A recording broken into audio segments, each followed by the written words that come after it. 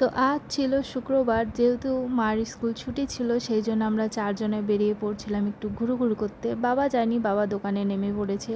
তো দেখো, বাবাকে দোকানে নামায় দেওয়ার পর চৌরঙ্গি মোড়ে ছিল এতটা ভিড়, তো যেতে যেতে খিদা পেয়ে গেছিলো অনেক, তো সেই জন্য আমরা গোবিন্দ হোটেলে পৌঁছে গিয়েছিলাম। মা খাবে না তো কী হয়েছে, আমি আর ভাই তো আছি, তো আমরা খেয়ে নিয়েছিলাম। তারপর গাড়িকেও একটু পেট্রোল খাইয়ে দিলাম। আর এই দেখো, আমি একটু ফ্লেক্স মারছি। তো যাই হোক, এই করে আরেকটু আগে গিয়ে আমরা টোল ট্যাক্সও পার করে নিই। আর এখন তো প্রচুরভাবে রোদ উঠে গেছে, সকালে অতটা রোদ ছিল না। তো যাওয়ার পর দেখো, আমাদের ফাইনাল ডেস্টিনেশন আমরা চলে গেছিলাম সিটি সেন্টার মলে।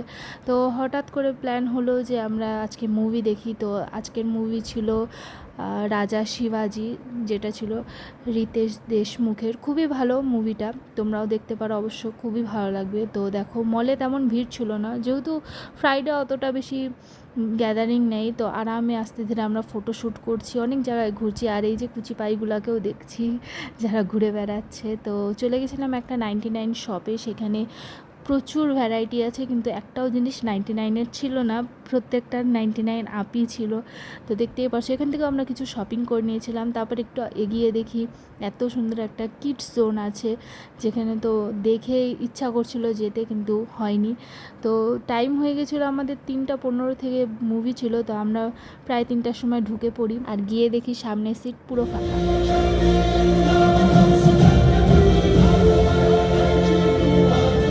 তো সন্ধ্যা হতে হতে আমাদের মুভি দেখা কমপ্লিট, আর আমরা বেরিয়ে পড়ছিলাম। তারপর আমরা চলে গেছিলাম ডিক্যাথল্যান্ডে, যেহেতু সামনেই আমাদের একটু ঘোরাঘুরির সিন আসছে, সেই জন্য শপিং করে নিয়েছিলাম। আর দেখো, নিচে এসে দেখি এত সুন্দর ভিউ। তো সব জায়গায় ছবি তোলার পর আসার পথে দেখো বৃষ্টি, তো বৃষ্টির দিন এত ভালো লাগছে কি বলার বাইরে।